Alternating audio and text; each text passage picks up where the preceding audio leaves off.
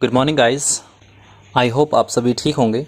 चलिए बिना समय नष्ट किए मैं आपको बता दूं कि आज हम द मर्चेंट ऑफ वेनिस को एक्ट वाइज एक्सप्लेन करने वाले हैं।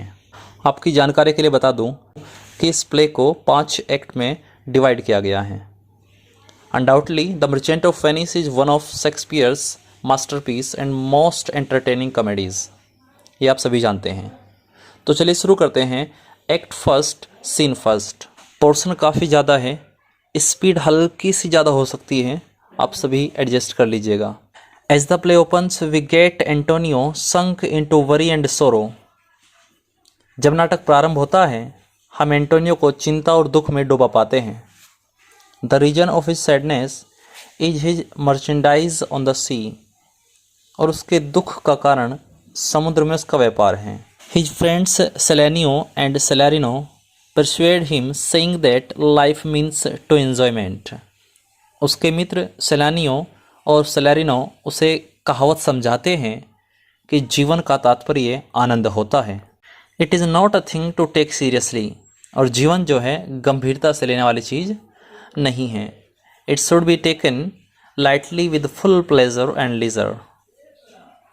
इसे पूरे आनंद और फुर्सत के साथ हल्के तरीके से लिया जाना चाहिए।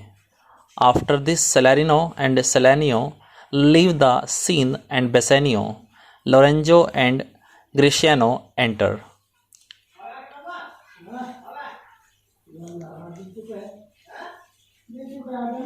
Salarino और Selenio दृश्य से जाते हैं और बेसेनियो, लोरेंजो और ग्रेशियानो प्रवेश करते हैं। Antonio tells them like a philosopher. और जो एंटोनियो होता है वो उन्हें एक दार्शनिक की तरह बताता है। I hold the world but as the world Greciano, a stage where every man must play a part and mine a sad one। ग्रेशियानो, मैं इस संसार को एक रंगमंच मानता हूँ जहाँ प्रत्येक व्यक्ति को एक भूमिका निभानी होती है और मेरी भूमिका दुखी पात्र की है। ये बातें वो बताता है उन्हें। Again he inquires Bassanio about the rich lady who lives in Belmont whom he wants to wed। और पुनः वो बेसेनियो से उस धनी महिला के बारे में पूछता है जो बेलमोंट में रहती है और जिससे वो विवाह करना चाहता है। बेसेनियो जो है उससे विवाह करना चाहता है but due to short of money, लेकिन धन की कमी के कारण ही is unable to meet his desirable object. वो अपने उस वांछित लक्ष्य को पाने में असमर्थ हैं, यानी कि जो उसकी इच्छा है उसको पाने में वो असमर्थ हैं। At this, Antonio suggests him to find out a moneylender of Venice who can lend him money। इस पर एंटोनियो से वेनिस में एक ऐसे साहूकार को ढूंढने की सलाह देता है जो उसे धन उधार दे सके।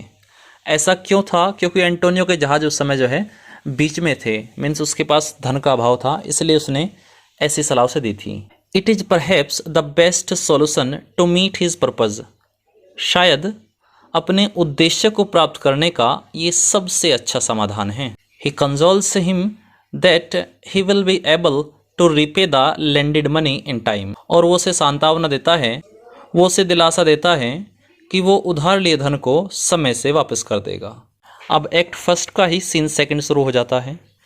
Portia is talking with her made नेरिसा।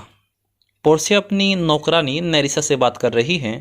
Nerissa says to Portia that she cannot marry according to her own will and desire।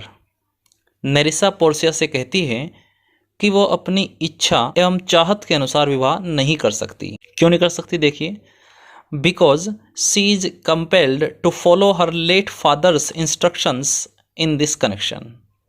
क्योंकि इस संबंध में उसे अपने स्वर्गीय पिता के निर्देशों का पालन करना पड़ेगा। Many prince and men of property came to her, but all was in vain। कई राजकुमार और संपत्ति वाले लोग मीन्स धनी लोग उसके पास आए, लेकिन सब व्यर्थ रहा, बेकार रहा। इन वेन, व्यर्थ। Portia says that whosoever choose the right box she will marry him। Portia कहती है कि जो कोई भी सही बक्सा चुनेगा वही उससे शादी कर पाएगा। फॉर दिस पर्पज, और इस उद्देश्य से, देयर वर 3 बॉक्सेज। वहाँ 3 बॉक्स थे जो उसके पिताजी ने बनवा रखे थे पहले से ही। ऑफ गोल्ड सोने का, ऑफ सिल्वर चांदी का, एंड ऑफ लेड और शीशे का। In one of them the picture of Portia was kept, और उनमें से किसी एक में पोर्शिया की तस्वीर रखी हुई थी। Dictums containing reflective meanings were written on them, अंदर क्या रखा है उन पर यह प्रदर्शित करने वाली कहावतें लिखी थी, अर्थात बाहर उन पर कुछ ना कुछ कहावतें जो है लिखी हुई थी। 6 candidates came to try and returned empty handed, 6 उम्मीदवार प्रयास करने आए और खाली हाथ लौट गए। All of them remained unsuccessful, और वे सभी असफल रहे। Owing to this Portia always plunges into sorrow and sadness, इसके कारण पोर्शिया हमेशा दुखी रहती है। She herself prefers to Bassanio and also likes him from her very core, वह स्वयं भी बेसेनियो को चाहती है और दिल की गहराई से उसे पसंद करती है। ठाडू का प्रेम है यानी कि, ठीक है। आगे देखिए। Fortunately Bassanio becomes successful in choosing the right box of lead, सौभाग्य से बेसेनियो जो लेड का बक्सा होता है, मीन्स शीशे का सही बक्सा होता है, इसको चुनने में सफल हो जाता है। The photo of Portia was kept in side this box, और इसी बॉक्स में पोर्शिया की तस्वीर रखी थी। दस पोर्शिया फाइंड्स बेसेनियो एज हर डिजायरेबल हस्बैंड, और इस प्रकार पोर्शिया को अपना पसंद का मीन्स वांछित पति प्राप्त हो जाता है। ये आपका सेकंड सीन कंप्लीट हो गया। अब बात करते हैं सीन थर्ड की। In this scene we are introduced with Shylock, इस दृश्य में हमारा परिचय साइलोक से होता है। अ ज्यू, जो एक यहूदी था, who is composite of vice and virtue, good and evil, जो गुण दोष और अच्छाई बुराई का सम्मिश्र है, मीन्स मिलाप उसमें है। His business is to land money on high interest, और उसका व्यवसाय ऊंची ब्याज दर पर धन उधार देना है। इन दिस वे, और इस प्रकार, he has accumulated a lot of money, और इस प्रकार उसने बहुत अधिक धन कमा लिया है। एंड टर्न्ड वेरी रिच, और बहुत धनवान हो गया। Shylock is a great miser and tight fisted, Shylock अत्यधिक कंजूस और संकुचित हाथ वाला है। His business is of a usurer, और उसका व्यापार ही सूदखोरी है। यूजरर सूदखोरी। Bassanio goes to him, Bassanio उसके पास जाता है। And asks to lend Antonio, और एंटोनियो को धन उधार देने के लिए कहता है। 3000 डुकेट्स, डुकेट्स उस समय की मुद्रा थी, फॉर 3 मंथ्स, 3 महीनों के लिए। बसेनियो उसके पास जाता है और एंटोनियो को 3 महीनों के लिए धन उधार देने की बात कहता है। At this Shylock says that it is the same Antonio who used to call him, means Shylock, a dog, a cur, a misbeliever and what not. इस पर साइलोक कहता है कि यही वह एंटोनियो हैं जो साइलोक को कुत्ता, आवारा कुत्ता, अविश्वसनीय और न जाने क्या क्या कहा करता था। नाउ ही आस्क्स हिम, अब वो उससे पूछता है, हैथ अ डॉग मनी, क्या किसी कुत्ते के पास धन होता है? इज इट पॉसिबल, क्या यह संभव है? अ कर कैन लैंड 3000 डुकेट्स, क्या एक आवारा कुत्ता 3000 डुकेट्स उधार दे सकता है? However, he always remained calm and unshaken because endurance is his racial characteristic. फिर भी वो हमेशा शांत और अविचलित रहा क्योंकि सहनशीलता उसकी जातीय विशेषता है। He says that in spite of all insults and disgraces, he will lend Antonio the money, but for this Antonio has to write a bond containing some terms and conditions. क्या कहता है वो कहता है कि इन सारे अपमानों और कलंकों के बावजूद वो एंटोनियो को धन उधार देगा, लेकिन इसके लिए एंटोनियो को कुछ शर्तों वाले एक बॉन्ड पर हस्ताक्षर करने पड़ेंगे। In the bond Shylock made a provision that if he, means Antonio, fails to repay the lended money in time, he will be agree to get a pound of flesh being cut off from any part of his body. उस bond में साइलोक ने एक प्रावधान किया कि यदि Antonio समय से धन चुकाने में चूक जाता है तो वो अपने शरीर के किसी भी अंग से एक पौंड मांस काट ले जाने के लिए सहमत होगा। Bassanio puzzles to hear this, but Antonio gives him solace that he should not worry, for he will be able to repay money before time. यह सुनकर बेसेनियो परेशान हो जाता है, लेकिन एंटोनियो से दिलासा देता है कि उसे चिंता नहीं करनी चाहिए क्योंकि वो समय से धन लौटाने में सक्षम होगा। इस तरह आपका एक्ट फर्स्ट जो है समाप्त हो जाता है। अब एक्ट सेकंड की ओर बढ़ते हैं। थोड़ा वीडियो लंबी हो जाएगी, इसलिए थोड़ा सा जो रीडिंग वे है वो चेंज करते हैं। डोंट वरी, समझ फिर भी आएगा। The prince of Morocco arrives in Belmont in order to have the hand of Portia. He says to Portia that although his color is black, but his blood is the same.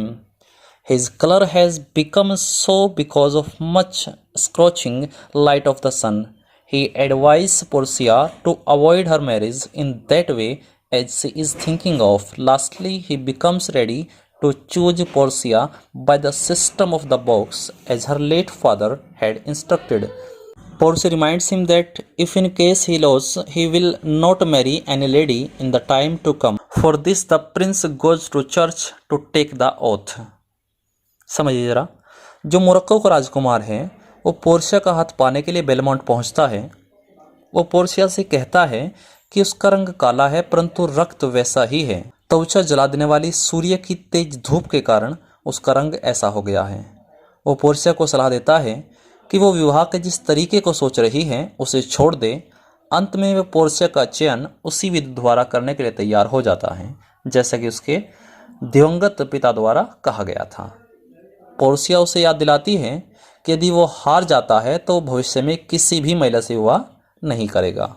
इसके लिए राजकुमार church में प्रतिज्ञा करने जाता है। In Venice, Launcelot Gobbo, who is the clown of Shylock, wants to give up the service of Psylocke.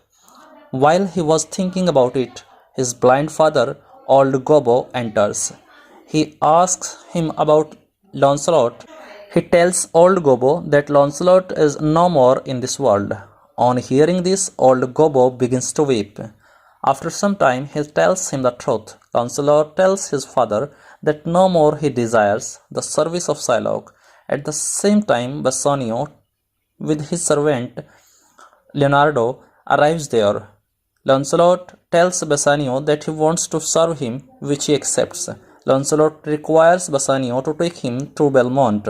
Bassanio accepts this request also and gives him instruction that he will behave there with gently and with modesty. After that, Greciano goes from there to entertain the guests whom Bassanio has invited at the table. समझिए जरा, Venice में साइलोक का जो विदूषक होता है लॉन्सलॉट गोबो साइलोक की नौकरी छोड़ना चाहता है।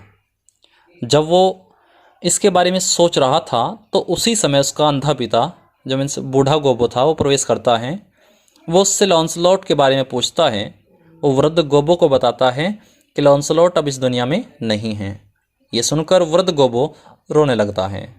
कुछ समय बाद वो उसको सच्चाई बता देता है।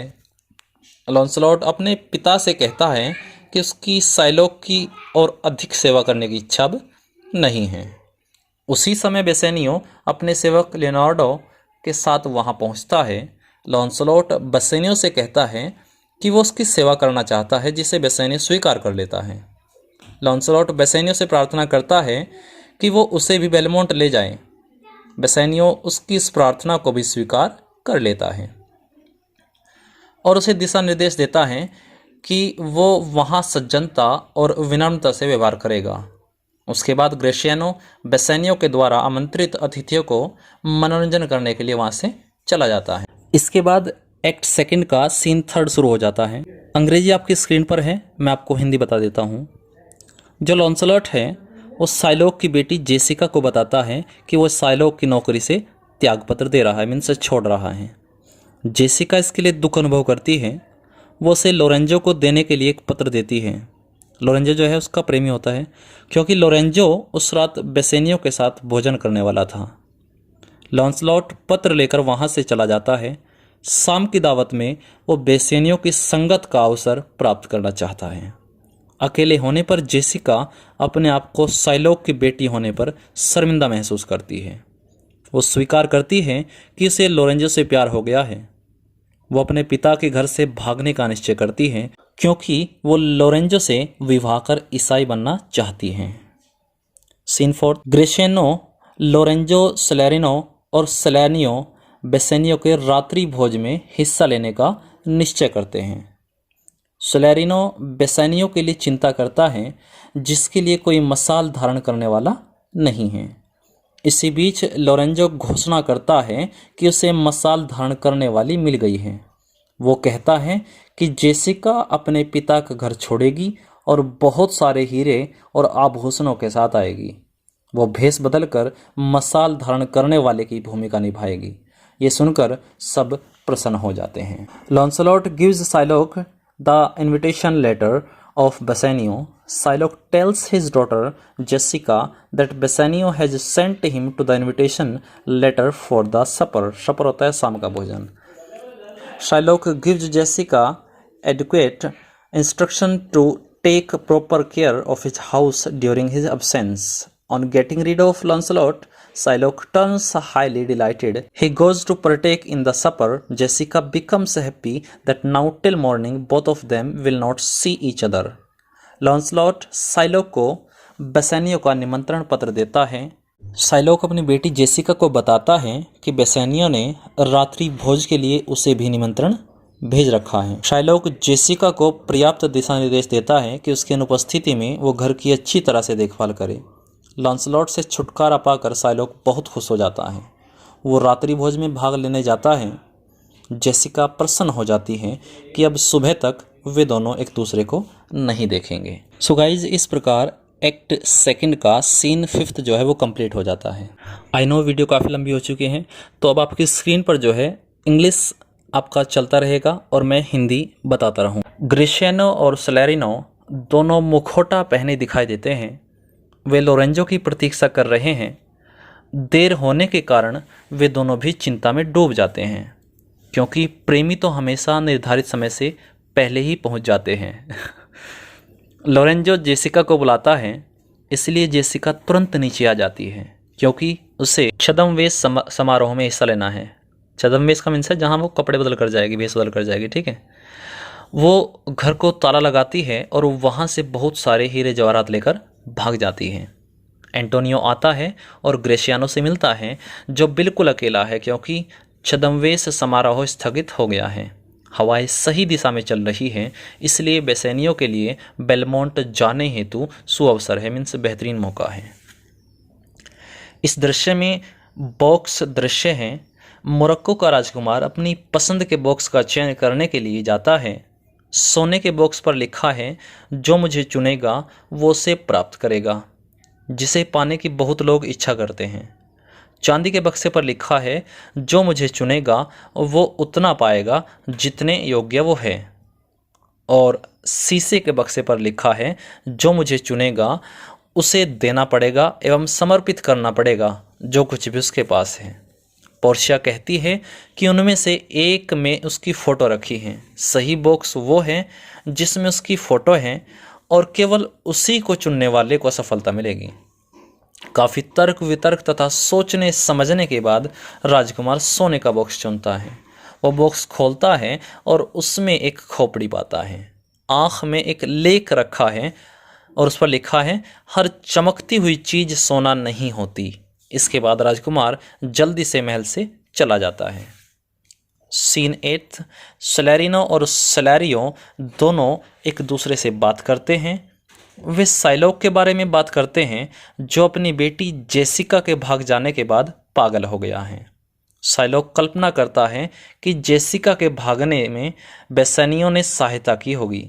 वो ड्यूक को बाध्य करता है कि बेसानियो के जलियान पर पूछताछ करें, लेकिन इससे कोई लाभ नहीं होता है। जब उसे पता चलता है कि जेसिका बहुत सारे हीरे और आभूषण के साथ भागी है, तो वो क्रोध और दुख में सड़क पर चिल्लाने लगता है। सैलारियो और सैलारिनो बहुत दुख अनुभव करते हैं जब वे जलियान के समुद्र में डूब जाने का समाचार पाते हैं। वे सोचते हैं कि एंटोनियो पृथ्वी पर सबसे सज्जन व्यक्ति है, इसलिए दोनों एंटोनियो को दिलासा और साहस देने के लिए उसके घर की ओर चल पड़ते हैं। सीन 9, इस दृश्य में पोर्शिया का चाहने वाला एक दूसरा व्यक्ति वहां पहुंचता है। वह स्पेन के एरागोन का राजकुमार हैं। काफ़ी सोच विचार के बाद वो आसानी से चांदी का बॉक्स चुन लेता है और परिणाम स्वरूप परास्त हो जाता है, हार जाता है। जब वो बॉक्स को खोलता है तो उसे एक संदेश प्राप्त होता है कि जो छाया से आकर्षित होते हैं उन्हें केवल छाया जैसी प्रसन्नता ही मिलती है। इस प्रकार वह भी पोर्शिया के जीतने में असफल हो जाता है, मीन्स वो पोर्शिया को नहीं जीत पाता और वहाँ से चला जाता है। पुनः एक संदेशवाहक के आगमन की सूचना प्राप्त होती है। वो व्यक्ति भी पोर्शिया से विवाह करना चाहता है। पोर्शिया उसका स्वागत करती है। अब आता है एक्ट थर्ड सीन फर्स्ट। सलैरिनो और सलैरियो दोनों वेनिस की गली में मिलते हैं। वे समुद्र में एक जलयान के दुर्घटनाग्रस्त हो जाने की अफवाह के बारे में बातें कर रहे थे। ठीक उसी समय साइलोक वहां आ जाता है। साइलोक उन दोनों को उसकी बेटी जेसिका के भागने में सहायता करने के लिए अपराधी ठहराता है। वास्तव में वे दोनों इस मामले में पूरी तरह निर्दोष हैं। साइलोक उसके इस शर्मनाक तरीके से भागने पर बहुत दुखी है, फिर भी वो बहुत प्रसन्न है कि एंटोनियो के जलयान के नष्ट हो जाने के कारण वो पूरी तरह गरीब हो गया है, मीन्स एंटोनियो। अब वो एंटोनियो से बॉन्ड की शर्त पूरी करने के लिए कहेगा। सलैरियो से पूछता है कि वो एंटोनियो के मांस का क्या करेगा। साइलोक उत्तर देता है कि वो इसका प्रयोग मछलियां फंसाने में करेगा, क्योंकि एंटोनियो ने सार्वजनिक रूप से कई बार उसका अपमान किया है। वो कहता है कि उसने बदले की शिक्षा ईसाइयों से ही ली है। इसके बाद सलैरिनो और सलैरियो एंटोनियो से मिलने के लिए चले जाते हैं। अब ट्यूबल आता है। ट्यूबल जेसिका की तलाश में जिनेवा गया था। वो साइलोक को बताता है कि वो उसकी तलाश में असफल रहा। ये सुनकर साइलोक क्रोध से आग बबूला हो जाता है, पूरी तरह फूक जाने के। वो पश्चाताप करता है कि वो बहुत सारे ड्यूकेट्स भी लेकर भागी हैं। अब लालची तो था ही वो। ट्यूबल उसे बताता है कि एंटोनियो का एक जलयान समुद्र में दुर्घटनाग्रस्त हो गया है। साइलोक ये सब सुनकर बहुत खुश हो जाता है। वो ईश्वर को इस दुर्घटना के लिए धन्यवाद देता है। वो उसे यह दुखद समाचार भी देता है कि जेसिका ने जेनेवा में बहुत सारा धन फिजूल खर्ची में खर्च कर दिया है। साइलोक ट्यूबल से कहता है कि न्यायालय में वाद दर्ज कराने के लिए एक वकील नियुक्त करें, यानी कि मुकदमा। वो चाहता है कि इस मामले में एंटोनियो गिरफ्तार हो जाए। एक्ट थर्ड का सीन सेकंड देखिए। इस दृश्य में बेसेनियो पोर्शिया के घर सही बॉक्स चुनने के लिए जाता है। पोर्शिया भी कुछ दिनों के लिए उसका सुखद साथ चाहती है, क्योंकि उसे भय है कि दूसरे उम्मीदवारों की तरह वो भी उसको ना खो दे। वो बेसेनियो को छोड़ना नहीं चाहती है। कभी कभी वो सोचती है कि वो सही बॉक्स के रहस्य का पर्दा उठा दे, लेकिन वो बॉक्स के बारे में अपनी कसम टूट जाने से डरती है। बेसेनिया भी पोर्शिया को पूरी तरह प्यार करता है, भोंडीराड़, लेकिन उसे भी भय है। फिर भी पोर्शिया द्वारा बताया गया एक गीत उसे रास्ता सुझा देता है। गीत में यही कहा गया है कि बाहरी और रंगा हुआ दिखावा उपयुक्त पथ प्रदर्शक नहीं होता है। वो भी जानता है कि प्रसाधनों की सहायता से एक कुरूप महिला भी सुंदरता में विजेता दिखाई पड़ सकती है। जब बेसेनियो सही बॉक्स का चयन करने जाता है तो वो दोनों सोने और चांदी के बॉक्स अलग रख देता है, जो बनावटी और दिखावे वाला आकर्षण रखते हैं। अंततः वो शीशे का बॉक्स चुनता है, जो सही निर्णय था। परिणाम स्वरूप वो पोर्शिया के लिए सही दूल्हा हो जाता है।